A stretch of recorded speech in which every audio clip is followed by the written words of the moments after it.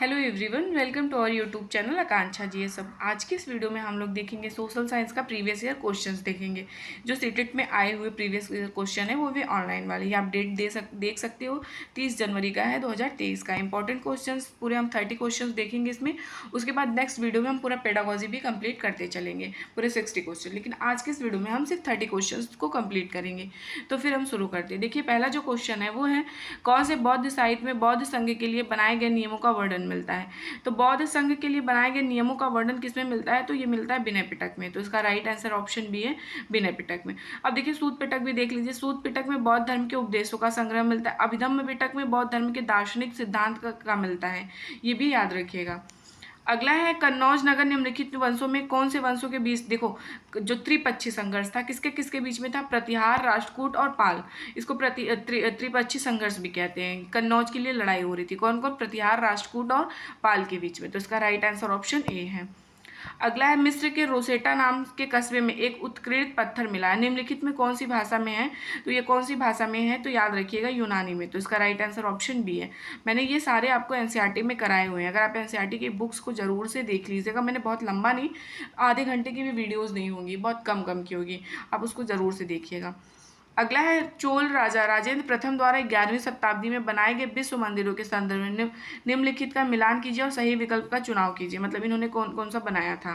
देखो, सबसे पहले आप देखिए, सूर्य पीठिका ये कहाँ से, चालुक्यों से। और नंदी मूर्ति जो है ये पूर्वी चालुक्यों से। भैरव की प्राप्त एक प्रतिमा कलिंगों से इन्होंने प्राप्त की थी। काली की मूर्ति पालों से। तो ये याद रखिएगा। तो इसका राइट आंसर ऑप्शन जो होगा हमारा डी होगा। ऑप्शन डी इसका राइट आंसर होगा।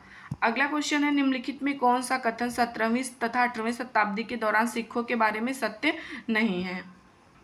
पहला जो है, सिखों ने अपने आप को पहले जत्थों और बाद में नस्लों में क्या किया था, मिसलों में जो संगठित किया था। हाँ, जैसे देखो, राजा रणजीत सिंह मिसर सुकर चकिया के मिसल के थे, ये भी सही बात है। उनकी संयुक्त सेनाएं दल खालसा कहलाती थी, ये भी सही है। राखी व्यवस्था के तहत उन्होंने मुसलमानों से उनकी उपज का 20% कर के रूप में लेकर उन्हें संरक्षण प्रदान किया था, ये भी सही है। गुरु गोविंद सिंह ने खालसा को इस विश्वास के साथ प्रेरित किया कि उनके भाग में शासन करना तथा मतलब कि राज करेगा खालसा। तो ये सारे सही, इसमें गलत जो है एक भी नहीं, ऑप्शन कोई भी गलत नहीं है, सारे सही हैं। अगला है, वीर शैव आंदोलन की स्थापना किसने की थी। तो वीर शैव आंदोलन की स्थापना बसवन्ना ने की थी। तो इसका राइट आंसर है ऑप्शन सी। अगला है, निम्नलिखित में कौन सा आदिवासी समुदाय उड़ीसा के जंगलों में रहता है। तो खोंड इसका राइट आंसर ऑप्शन ए है। देखो, पंजाब में वन गुज्जर रहते हैं, आंध्र प्रदेश में लंबाडिया रहते, कुल्लू में गद्दी समुदाय रहते, कश्मीर में बकरवाल और छोटा नागपुर में मुंडा जनजाति। अगला है, चोल अभिलेखों में उल्लिखित इन शब्दों को देखिए और सही उत्तर बताइए। वेलन गवाई, वेदनवाद, पलिचंदम, सालाभोग किसका प्रयोग किसके लिए किया गया है। सबसे पहले जो है ना, वो वेलन गवाई जो है गैर ब्राह्मण किसान भूमि की भूमि है, ठीक है, गैर ब्राह्मण किसान स्वामी की भूमि है। और उसके बाद आता है ब्रह्मदेव जो था वो ब्राह्मणों को उपहार में दी गई भूमि थी। साला भोग किसी विद्यालय के रख रखाव के लिए भूमि थी, ये चीज़ याद रखिएगा। देवदान तिरुन टुकनी मंदिरों को उपहार में दी गई भूमि थी। पलिचंदम जैन संस्थानों को दान में दी गई भूमि थी। आप ये सब भी याद रखिएगा, पहला वाला ही बस सही है ये। अगला हमारा जो क्वेश्चन है वो दिया है, राजा राम मोहन राय के बारे में निम्नलिखित में कौन सा कथन सही नहीं है। देखो, उन्होंने ब्रह्मो सभा नाम से एक सुधारवादी संगठन बनाया था, ये तो सही बात है। वह भारत में पश्चिमी शिक्षा के प्रसार के विरोधी थे, ये गलत बात है। इसमें हमें सही मिल गया, जो मतलब कि गलत है वही सही बताना है। एक महान भारतीय समाज सुधारक थे, उन्होंने कलकत्ता में ब्रह्म समाज से एक सुधारवादी संगठन बनाया था, जिसमें बाद में ब्रह्म समाज के नाम से जाना गया। राजा राम मोहन राय देश की पश्चिमी शिक्षा का प्रसार करने और देखो, उन्होंने क्या किया था, उन्होंने सती प्रथा के खिलाफ मुहिम छेड़ी थी। वह महिलाओं के लिए अधिक स्वतंत्रता और समानता के पक्षधर थे। तो इनके बारे में ये सही है। गलत कौन था कि भारत में पश्चिमी शिक्षा के प्रसार के विरोधी थी, नहीं, विरोधी नहीं थे, वो सपोर्ट कर रहे थे। अगला है, 19वीं सदी के भारतीय समाज के संबंध में कथन ए और आर को पढ़े तथा सही विकल्प का चयन करिए। पहला दिया है, जाति व्यवस्था के विरोध में उठे आंदोलनों में प्रतिक्रिया में रूढ़िवादी हिंदू समाज ने भी सनातन धर्म सभा तथा ब्राह्मण समाज जैसे संगठन स्थापित किए गए।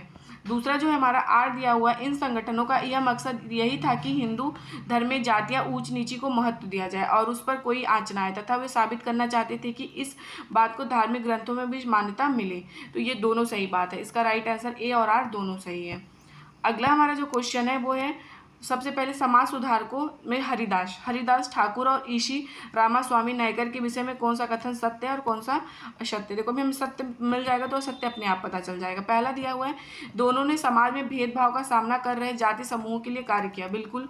और दोनों ब्राह्मणों के उन ग्रंथों के विरोध थे जो जाति प्रथा के समर्थक थे। तो ये दोनों सही है। तो इसका राइट आंसर ऑप्शन ए है। अगला हमारा जो क्वेश्चन है वो 12 नंबर का, वो दिया हुआ है, पहला अभिकथन पढ़ना है और उसके बाद कारण हमें बताना। पहला दिया हुआ है भारतीय कांग्रेस के बारे में। अब अभिकरण दिया है, 1885 में देश भर के प्रतिनिधि ने बंबई में सभा करके भारतीय राष्ट्रीय कांग्रेस की स्थापना की है।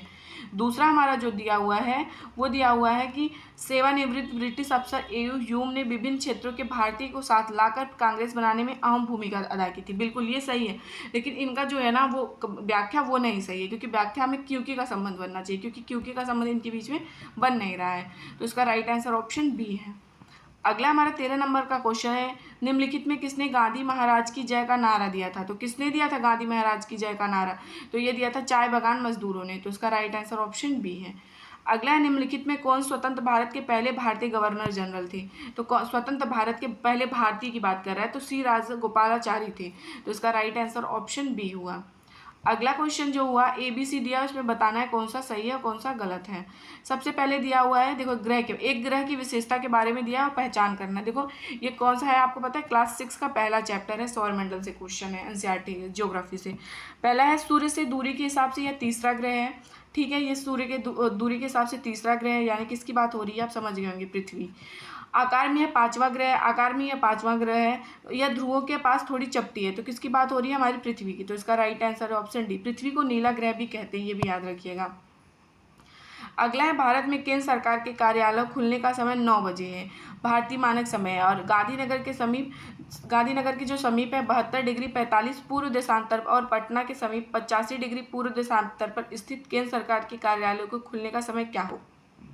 जो इसका खुलने का समय होगा 8:21 और 9:10 इन दोनों का। तो इसका राइट आंसर ऑप्शन सी होगा। अगला हमारा दिया है, नीचे दिए गए कथनों पर विचार कीजिए तथा विकल्प का चयन कीजिए।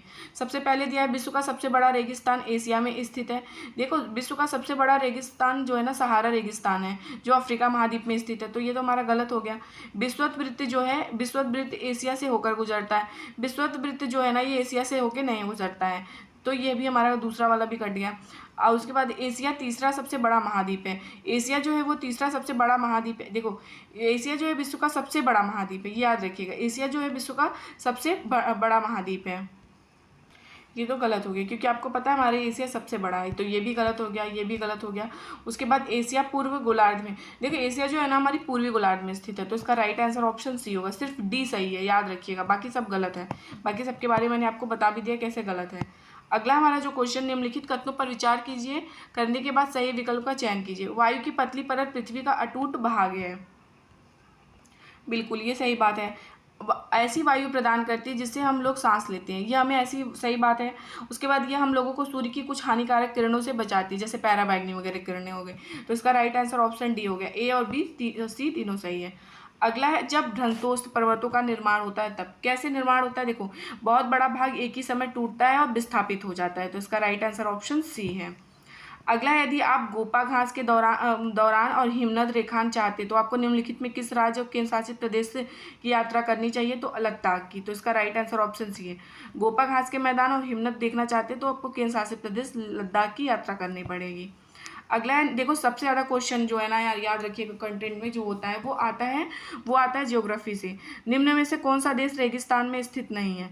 रेगिस्तान में कौन सा देश स्थित नहीं है। तो देखो, पहली बात तो याद रखना, सहारा रेगिस्तान विश्व का सबसे बड़ा रेगिस्तान है, लेकिन जाम्बिया जो है ना ये रेगिस्तान में नहीं स्थित है। तो उसका राइट आंसर ऑप्शन डी हुआ। यह लगभग 8.54 लाख वर्ग किलोमीटर क्षेत्र में फैला हुआ है। सहारा रेगिस्तान विश्व के 11 देशों से घिरा हुआ है। आपको 11 देशों का नाम याद होना चाहिए।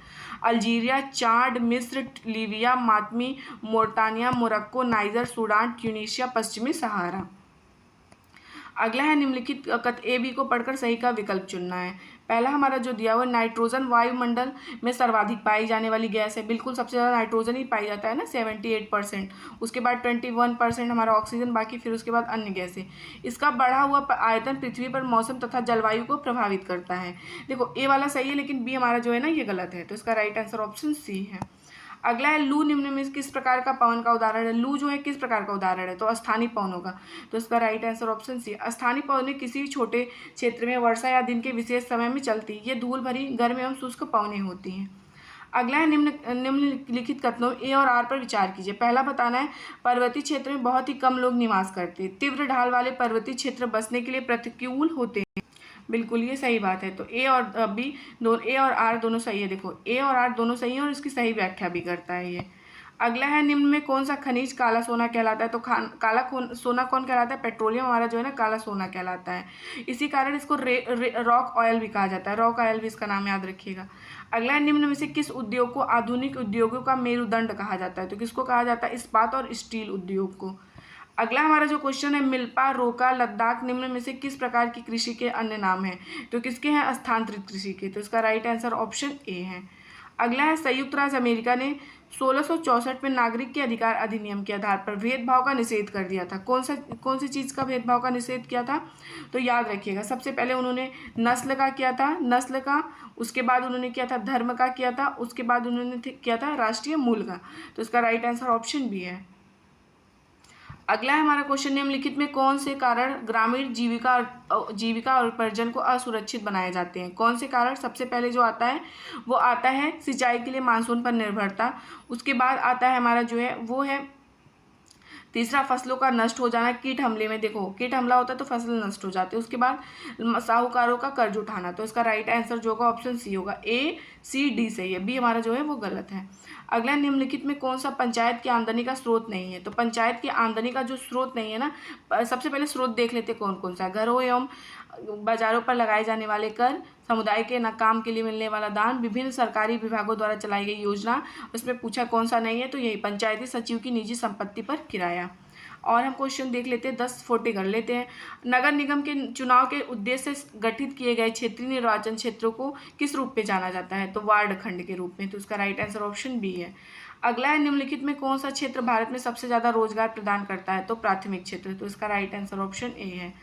अगला है मौसमी बेरोजगारी निम्नलिखित में किस प्रक्रिया के साथ जोड़ी जा सकती है, तो किसके साथ, तो फार्मिंग यानी खेती के साथ। अगला एक लोकतांत्रिक सरकार का आधारभूत सूचक का होना लागू करना है, कौन सा है, तो ये है मताधिकार, सार्वभौमिक मताधिकार, तो इसका राइट आंसर ऑप्शन बी है। आपसे क्वेश्चन और पूछ लेता है कि मतलब कि वोट डालने का एज क्या होता है, तो 18 साल, अभी तो वोट डाल रहे हैं, तो इसका राइट आंसर ऑप्शन सी है। अगला हिंदू उत्तराधिकारी अधिनियम 2005 में हुए बदलाव महिलाओं को किस तरह से मतलब लाभान्वित किया गया है, मतलब यह महिलाओं को माता पिता की संपत्ति में बराबर हिस्सा दिलाता है। मतलब जो हिंदू उत्तराधिकारी अधिनियम 2005 है ये क्या करता है, महिलाओं को अपने माता पिता की संपत्ति में अधिकार दिलाता है, तो इसका राइट आंसर ऑप्शन ए है। अगला है जब विकासात्मक गतिविधियों के कारण आदिवासी समूह को उनकी भूमि से विस्थापित किया जाता है तो परिणाम स्वरूप वे अपना अधिकार क्या करते हैं, खो देते हैं। इसमें कौन कौन सा सही है, रीति रिवाज, आय और जीविका के कारण और जंगल में प्रवेश के स्रोत, तो इसका राइट आंसर ऑप्शन ए है। अगला हमारा 37 नंबर क्वेश्चन है अतीत में तिथियों तथा वर्षों को सूचित करने के लिए प्रयोग में आने वाली वर्तमान के बारे में निम्नलिखित में कौन सा कथन सही है। देखो ये क्वेश्चन जो है ना हमारा कौन सा है, ये हमारे पेडागोजी के क्वेश्चंस हैं। पहला है अतीत ने वर्तमान को कैसे प्रभावित किया, इसकी जांच किए बिना इतिहास पूर्ण रूप से अतीत पर निर्भर करता है। उसके बाद इतिहास मानव चेतना नहीं, ये गलत बात है। इतिहास अतीत और भविष्य में प्रगतिशील परिवर्तनों की घटनाओं में से एक के बीच के एक संवाद है। उसके बाद निरंतरता और सुसंगतता इतिहास की एक आवश्यक आवश्यकता है, तो इसका राइट आंसर ऑप्शन डी है। अगला हमारा जो क्वेश्चन है वो दिया इतिहास में तिथियों एवं वर्षों को सूचित करने के लिए निम्नलिखित में से प्रयोग की जाने वाली वर्तमान के बारे में निम्नलिखित में कौन सा कथन सही है। इसमें बताना है एडी के स्थान पर बीसी, देखो ये सही बात है। इतिहास में तिथियों में वर्षों को सूचित करने के लिए वर्तमान में निम्नलिखित में बीसी के स्थान पर एडी का प्रयोग सही है। एडी का फुल फॉर्म एनो डोमिनो होता है और जबकि बीसी का फुल फॉर्म क्या होता है, बिफोर क्रिस्ट होता है, यानी ईसा मसीह के जन्म के पहले। एक शिक्षक प्राथमिक स्रोतों के आधार पर अंग्रेजी की वास्तुकला पर एक परियोजना प्रदान करता है। निम्नलिखित में कौन सा प्राथमिक स्रोत है, तो उपन्यास जो है, तो इसका राइट आंसर ऑप्शन ए है। अगला है वे विभिन्न तरीकों कौन से हैं जिनसे किसी परियोजना से अधिगम अनुभव का अधिग्रहण किया जाता है। तो कौन कौन सा है, सबसे पहले आता है अभिलेख आता है, उसके बाद आता है पावर पॉइंट प्रस्तुतिकरण, उसके बाद आता है पेन एवं पेपर परीक्षा। तो इसका राइट आंसर ऑप्शन सी होगा। तो हमने आपको 40 क्वेश्चंस करा दिए। आगे की वीडियोस को देखने के लिए प्लीज़ वीडियो को लाइक करिएगा, एनसीईआरटी के सीरीज़ को देखिएगा क्योंकि मैं क्वेश्चंस भी चैप्टर वाइज करा रही हूँ। प्लीज़ और वीडियो को ज़रूर से लाइक करिएगा, कमेंट करके बताइएगा, चैनल को सब्सक्राइब। Thank you.